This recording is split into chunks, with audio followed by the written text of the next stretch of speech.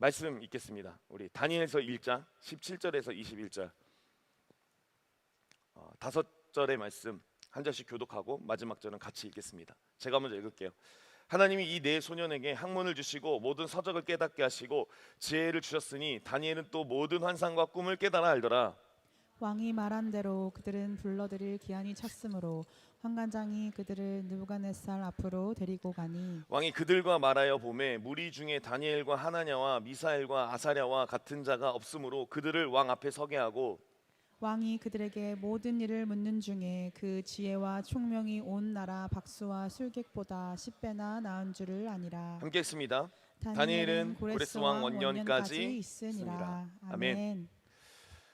신앙에 있어서 저와 여러분이 착각하는 게 있습니다. 오류가 있다는 이야기죠. 그것은 세상은 세상의 논리대로 살아가야 되고 교회에서는 교회의 논리로 살아가면 된다라는 것입니다.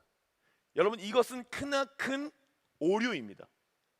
저와 여러분이 어떤 사람들인가, 그리고 신앙이라는 것, 이 단어에 들어있는 의미가 무엇인가, 예수님께서 가르쳐 주신 그 진리를 사실로 여기며 그것을 세상 가운데에서도 살아내는 것, 그게 바로 저와 여러분의 믿음이라는 겁니다.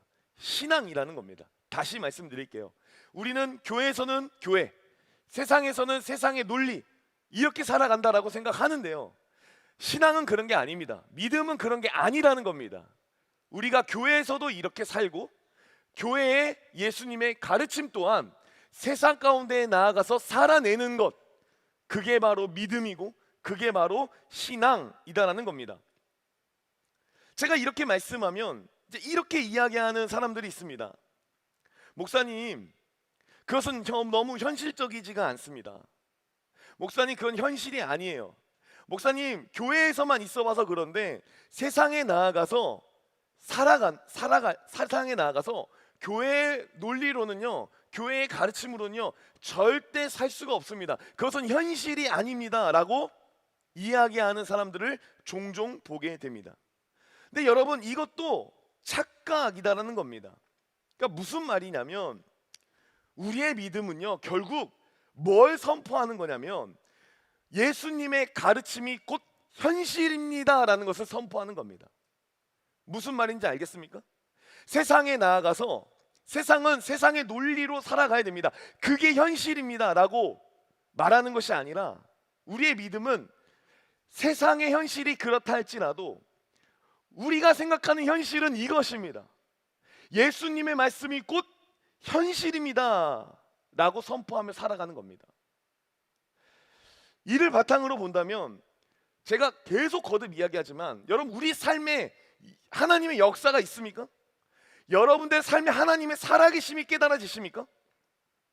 내 삶은 오늘도 어제도 내일도 하나님이 너무 충만하게 느껴져서, 하나님이 내 안에 너무 가득해서 어떻게 할 수가 없습니다라는 고백들을 여러분들의 삶에서 하고 있습니까? 우리는 살면서 하나님을 느끼지 못합니다. 하나님을 깨닫지 못합니다. 그 이유는 무엇이냐면, 믿음은 곧 현실이라는 것을 규정하기 때문입니다. 다시 말해, 우리가 세상을 현실이라고 믿으면 세상만 보입니다. 무슨 말인지 아시겠습니까? 우리가 살고 있는 세상은 세상이 말하는 논리로 살아가야 돼, 그게 현실이야 라고 믿으면 우리 눈에는 세상밖에 보이지 않는 것입니다. 반면에 아니야, 하나님은 이렇게 말씀하셨어, 하나님의 말씀이 곧 현실이야, 이것을 저와 여러분이 삶으로 선포하고 믿고 나아가면 내 삶에 하나님과 하나님의 역사가 보이기 시작한다는 것입니다. 저와 여러분의 지금 필요한 것은 무엇입니까? 믿음을 선포하는 겁니다. 내가 세상에 나아가서도 현실이라는 단어가 단순히 세상이 말하는 그 논리가 현실이 되는 게 아니라, 비록 우리 눈에는 그런 현실이 보인다 할지라도 아니야, 이건 현실이 아니야, 예수님이 말하는 그것이 현실이야, 나는 이 현실을 세상 가운데 살아내겠다 라고 다짐할 때 비로소 나와 동행하시는 하나님께서 우리의 삶의 현장에 보이기 시작한다는 겁니다. 그래서 이것을 정리해서 말씀드리면, 우리 눈에 먼 눈에 뭐만 보인다고. 그렇죠, 여러분. 그런 말 있잖아요. 먼 눈에는 뭐만 보여요? 먼 눈에는 뭐만 보인다. 그러니까 그런 거예요. 우리가 세상을 현실이라고만 말하니까 그냥 세상이 진짜 현실로만 보이는 거예요. 그런데 이런 세상 가운데에 믿음으로 나아가면 믿음이 우리의 현실이 되는 겁니다. 예수님의 가르침이, 예수님의 구원이, 예수님의 생명이 우리의 삶의 현장에서 진짜 현실이 된다라는 것이죠. 오늘 말씀은 다니엘입니다. 다니엘서. 여러분 다니엘 너무 잘 알고 있지 않습니까? 오늘 읽진 않았지만 이 너무나도 유명한 말씀, 다니엘서 1장 8절의 말씀 같이 한번 읽도록 하겠습니다. 시작. 음식과 그가 마시는 포도주로 자기를 더럽히지 아니하니라. 자기를 더럽히지 아니하도록 환관장에게 구하니. 아멘. 뭐가 눈에 보이십니까? 뜻을 정하여. 다니엘이 뜻을 정했다라는 겁니다. 여기서 뜻을 정했다라는 것은 세상이 현실이 아니라 하나님이 현실이야. 하나님의 말씀이, 하나님 그 자체가, 하나님이 만드신 이 세상이 나의 현실이야. 그것을 인정하고 결단했다는 겁니다. 그게 바로 뜻을 정하여입니다. 다니엘은 엘리트입니다. 왜냐하면 이제 남유다가 이제 거의 이제 멸망할 때쯤이에요. 그때 이제 바벨론이라는 나라가 결국은 무너뜨리 있는데요. 그때 이제 바벨론이라는 나라가 펼쳤던 정책 중에 하나가 각 족속의 유능한 사람들. 근데 이제 어린 친구들, 이미 나이 든 사람들은 좀 이 머리에 틀이 박혔잖아요. 그러니까 어린 친구들을 데리고 와서 자기들의 교육을 시켜서 3년 안에 얘네들이 뛰어나면 우리의 관리로 써야지, 우리의 인재로 써야지 라는 정책을 바벨론이 펼쳤습니다. 그때 잡혀온 사람이 누구냐면 다니엘입니다. 그러니까 여러분, 다니엘이 괜찮은 사람이에요, 안 괜찮은 사람이에요? 여러분들이 누구 사람을 뽑는다 할지라도 그냥 어정쩡한 그 어린아이 뽑겠습니까? 아니죠. 똘똘하고 좀 뭔가 이렇게 눈이 부리부리한 그 멋진 친구, 집안이 좋은 내력이 있는 친구, 그런 친구 뽑겠죠. 그러니까 그런 친구를 데리고 온 겁니다, 바벨론에. 그래서 이제 바벨론에서는 이제 다니엘을 교육시켜야 되는데 이 교육에는 룰이 있었어요. 그러니까 오늘날에도 뭔가 이제 공부를 잘하는 그 밀집지역들이 있잖아요. 그 지역들 보면은 그들만의 어떤 룰이 있지 않습니까? 인재 핵심의 교육의 룰. 근데 문제는 다니엘이 이 룰을 따를 수가 없는 겁니다.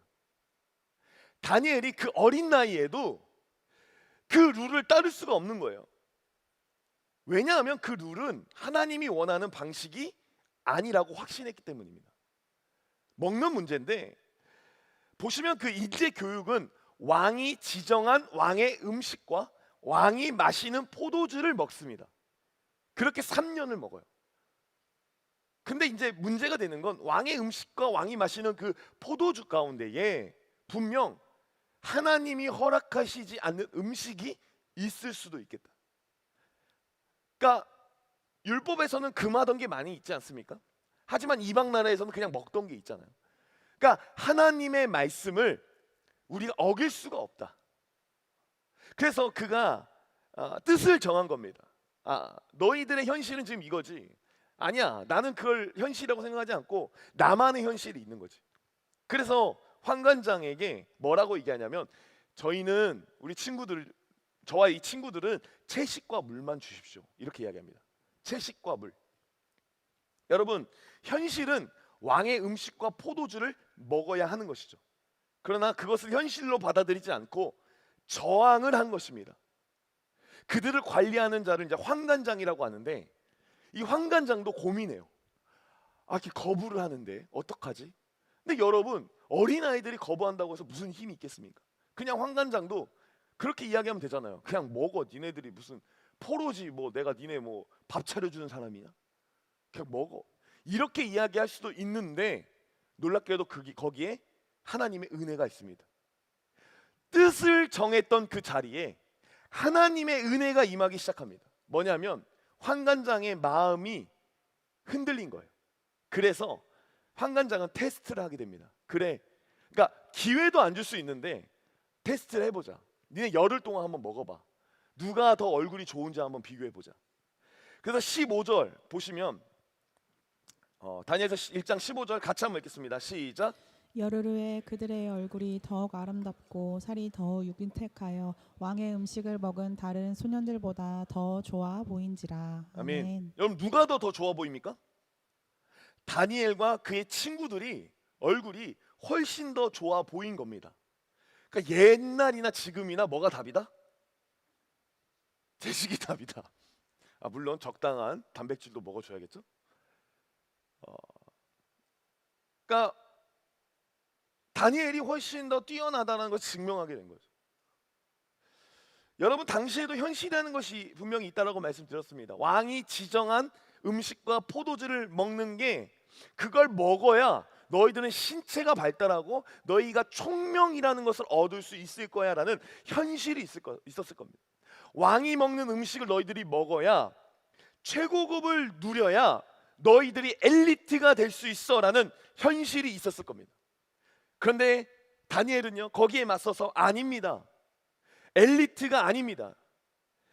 진정 우리는 엘리트가 되는 게 중요한 게 아니라 하나님 앞에 어떤 사람이 되는 것이 중요합니다라는 뜻을 정하여 나아가기 시작했다는 겁니다. 근데 그곳에 뭐가 있습니까? 은혜가 있었고 그 은혜 가운데 그들은 그 음식을 거부할 수 있었다라는 것입니다. 저와 여러분도 마찬가지입니다. 여러분 세상을 살면서 세상의 논리와 교회의 논리, 예수님의 논리가 부딪힐 때가 있습니다. 그 부딪힐 때 저와 여러분이 선택해야 되는 것은 뭐냐면 예수님의 가르침입니다. 예수님의 말씀입니다. 그리고 반면에 교회 세상의 논리는 거부해야 됩니다. 근데 제가 여기서 한번 질문해 보겠습니다. 여러분 거부하고 계십니까? 거부하는 게 쉽습니까? 우리에게는 두려움이라는 게 있습니다. 여러분 다니엘이 두려웠을까라는 생각을 해봤어요. 채식을 좀 주세요. 만약 열흘 후에 내가 더 좋아지지 않으면 어떡하지?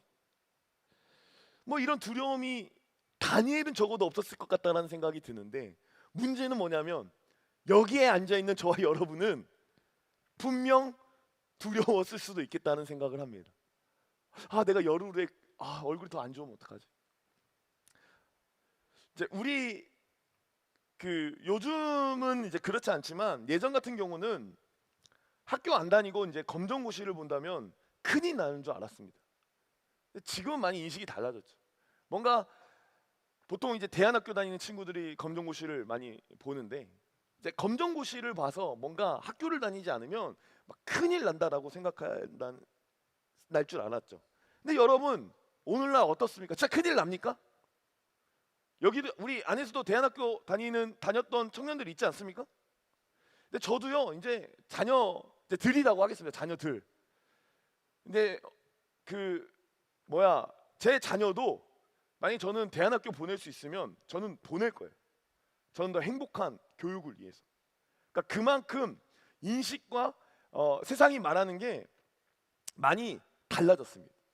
우리 애가 보편적인 일반적인 교육을 받지 않으면 공교육 받지 않으면 세상에서 나고자 되면 어떡하지? 이런 걱정들, 그런 두려움들. 근데 여러분 막상 그런 두려움에서 끝나는 경우들이 많이 있다라는 것입니다. 여러분 그렇지 않습니까? 여러분 주말도 없이 야근하고 세상적 유흥과 접대에 해야만 승진하고 살아남을 수 있을까요? 좀 그러지 않죠? 여러분 남들은 속이고 편법을 쓰고 주일에도 자기 개발하고 다니면서 스펙을 쌓을 때 우리는 말씀대로 주의를 지키고 정직하게 살면 경쟁에서 완전 뒤처질까요? 세상의 속도와 비교하면 당장은 더뎌 보이고 소대 보는 것 같습니다. 하지만 말씀의 가치관을 지킨 청년들은요 결국 중요한 순간에 믿을 수 있는 사람, 탁월한 실력과 인성을 갖춘 대체 불가능한 사람으로 높임을 받게 된다라는 것입니다. 오늘 말씀 가운데에 20절을 한번 집중해 보도록 하겠습니다. 20절 한번 읽어볼게요. 시작. 왕이 그들에게 모든 일을 묻는 중에 그 지혜와 총명이 온 나라 박수와 술객보다 10배나 나은 줄을 아니라. 아멘. 아멘. 여러분, 다니엘이 성장합니다. 그래서 왕 앞에 서는데요, 놀랍습니다. 그 어떠한 당시의 지식자라고 지혜자라고 말하는 사람들보다 누가 더 뛰어난 겁니까? 다니엘과 그의 세 친구가 더 뛰어난 것입니다. 분명 바벨론에서 말하는 그 음식을 먹었을 때, 그 음식을 먹고 자랐을 때 더 위대한 사람, 더 총명한 사람이 될 수 있을 것이라는 판단이 서지만 막상 그렇지 않다는 겁니다. 다니엘이 더 위대함을 받게 되었다. 사람들 앞에, 왕 앞에 더 뛰어난 사람이라는 평가를 받게 되었다는 것입니다. 여러분, 왜 그런지 아십니까? 17절 같이 한번 읽어보겠습니다. 17절 시작. 하나님이 이 내 소년에게 학문을 주시고 모든 서적을 깨닫게 하시고 지혜를 주셨으니 다니엘은 또 모든 환상과 꿈을 깨달아 알더라. 아멘. 아멘. 여러분, 그 모든 것이 어떻게 가능했습니까? 하나님이 주셨기 때문에 가능했다라는 사실입니다. 여러분, 하나님이 주시면 되는 겁니다. 우리의 인정, 우리의 능력, 그 모든 것이 누구에게서부터 올까요? 단언컨대 저는 확신합니다. 하나님에게서부터 온다라는 것입니다. 물론 하나님에게서부터 오지 않는 뛰어난 사람들도 있을 것입니다. 그러나 적어도 그 사람에게는 생명이라는 것은 저는 없다라고 확신합니다. 저와 여러분이 예수님 앞에, 하나님 앞에 뜻을 정하여 결단하며 나아갈 때 하나님은 저와 여러분에게 놀라운 은혜와 능력을 부어 주실 것이고, 결코 예수님의 말씀을 결단한 사람은 세상 가운데에 미움을 받는 일이 있을 수는 있겠지만 자신의 잘못으로는 미움을 받는 게 아니라 예수님의 이름으로는 미움을 받을 수 있겠지만 결국은 많은 사람들한테 칭송을 받는 귀한 백성이 될 줄로 저는 믿습니다. 여러분, 인정받고 있습니까? 여러분, 세상 가운데 여러분들이 인정합니까? 여러분, 우리는 어정쩡한 포지션에 있습니다. 무슨 말입니까? 예수님을 믿는데 내가 처한 세상과 가정에서 인정을 못 받는 거예요. 왜 그렇습니까? 어정쩡하게 교회에서는 교회의 논리로 살고 세상에서는 세상이 말하는 논리로 살기 때문에 우리는 그 중간 어디쯤에 어정쩡한 사람으로 살아갈 때가 너무나도 많이 있다는 사실입니다. 사랑하는 여러분, 제가 오늘 말씀 제목이 뭐죠? 아싸여도 괜찮아. 아싸 뭔지 아십니까? 아싸 뭔지 모르세요? 네, 아시죠? 아웃사이더라는 말 아닙니까? 제가 사전 어원을 보니까 사회의 기성틀에서 벗어나서 독자적인 사상을 지니고 행동하는 사람인 겁니다. 그러니까 쉽게 기성의 틀을 벗어나는 사람입니다. 여러분에게 한번 물어보겠습니다. 여러분, 아웃사이더가 되고 싶습니까? 아니면 인싸가 되고 싶습니까? 중요한 것은 그것은 중요한 문제가 하나도 아니라는 겁니다. 우리가 세상이 우리에게 아웃사이더라고 말하든 인사이더라고 말하든 그건 아무런 가치가 없다라는 겁니다. 왜냐하면 제가 오늘 여러분들의 어떤 개념을 정리하겠습니다. 여러분, 진짜 인싸는 누군지 아십니까? 그것은 하나님이 알아봐 주시는 사람입니다. 저와 여러분이 아무리 많은 사람이 우리를 알아봐 준다고 한들 그건 아무 소용이 없습니다. 많은 사람들이 여러분들을 알아봐 준다고 할지라도 하나님이 여러분을 모른다고 한다면 그것은 큰 문제입니다.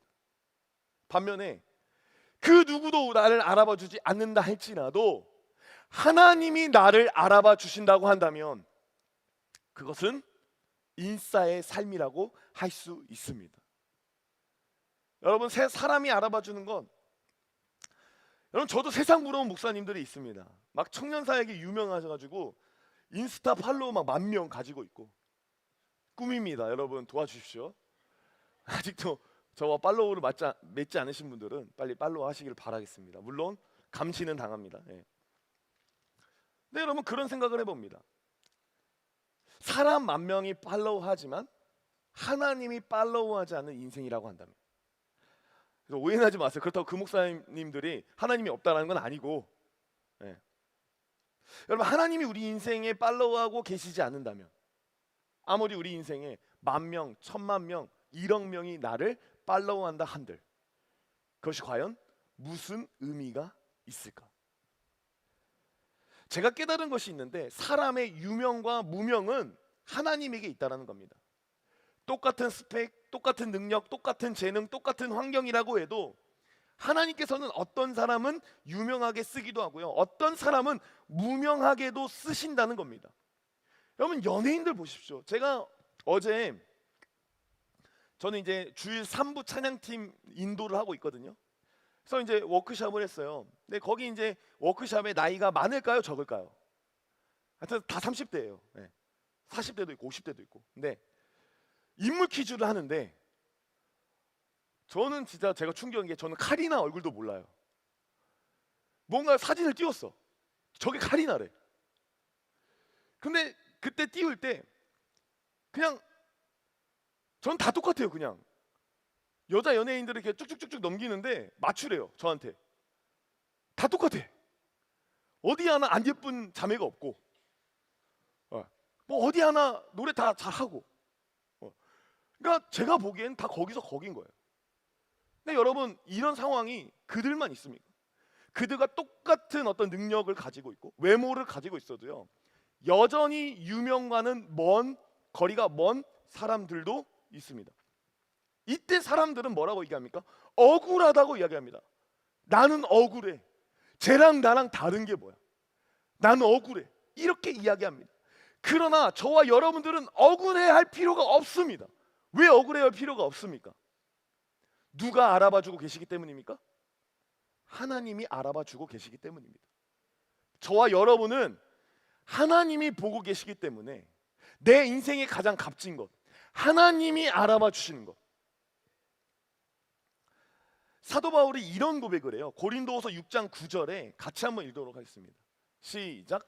무명한 자 같으나 유명한 자요, 죽은 자 같으나 보라 우리가 살아 있고, 징계를 받은 자 같으나 죽임을 당하지 아니하고. 뭐라고 얘기합니까? 무명한 자 같으나 뭐라고요? 유명한 자라는 겁니다. 여기서 말하는 무명은 그 누구도 세상이 알아봐 주지 않습니다. 그러나 우리는 세상에서 그 누구보다 값진 인생을 살고 있는 것입니다. 하나님이 우리를 보고 계신 것. 그래서 우리는 뭡니까? 유명이라고 이야기를 하고 있다는 겁니다. 왜 세상에 우리가 기웃거릴까요? 왜 세상의 논리에 기웃거리고 있습니까? 거기에 우리의 생사가 있다라고 생각하는 겁니다. 거기에 우리의 생명이 있다라고 생각하는 겁니다. 세상의 논리에 따를 때 우리의 유명이 있다라고 생각하기 때문입니다. 아닙니다. 절대 아닙니다. 여러분, 우리의 인생은 하나님에게 있는 겁니다. 우리의 유명은 하나님에게 있는 겁니다. 우리의 생명은 하나님에게 있는 겁니다. 그거면 족합니다. 아주 오래된 찬양 가사 중에 이런 가사 있어요. 아실지 모르겠네. 주님이 알 것 같은데, 다 제 또래니까, 그죠? 주님이 기억하시면 족하리. 예수님 사랑으로 가득한 모습, 천사도 흠모하는 아름다운 그 모습, 천국에서 해같이 빛나리. 우리의 선배들은 이 찬양을 고백했습니다.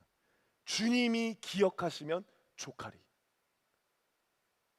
주님이 기억하시면 족하리. 사랑하는 여러분, 이런 길을 사신 분이 있습니까? 있습니다. 바로 예수님입니다. 그가 가신 길은 세상이 어리석다고 말했습니다. 그가 가신 길은 뭡니까? 바로 십자가의 길입니다. 그 십자가의 길은 그 누구도 인싸의 삶이라고 생각하는 길이 아니었습니다. 그건 아웃사이더의 길이라는 곳이 바로 십자가의 길이었습니다. 그런데 그 길에 무엇이 있습니까? 영생이 있었습니다. 그 길에 저와 여러분의 용서가 담겨 있었습니다. 그 길에 저와 여러분의 미래가 달려 있었습니다. 십자가는 세상의 눈으로 볼 때 가장 처참하게 버림받은 아웃사이더의 자리였습니다. 하지만 하나님은 그 어둡고 외로운 십자가를 통해 인류를 구원하는 영원한 승리를 완성하셨습니다. 여러분, 세상이 여러분을 알아주지 않는다고 해서 절대 낙심하지 마십시오. 세상에서 조금 늦어지고 세상의 기준에서 내가 좀 뒤처지는 것 같다라는, 너 그렇게 살면 뒤처져 라고 하는 그 소리를 듣는다 할지라도 괜찮습니다. 그 소리 들으면 좀 어떻습니까, 여러분? 만왕의 왕이신 하나님이 여러분에게 분명히 말씀하고 있습니다. 내가 너를 안다. 내가 너를 기억한다. 너는 내 사랑하는 아들이요 딸이다. 여러분, 그거면 충분하지 않습니까? 그거면 되지 않습니까? 여러분, 수억 수천이 있다 할지라도 하나님의 자녀가 아니면 아무것도 아닌 겁니다.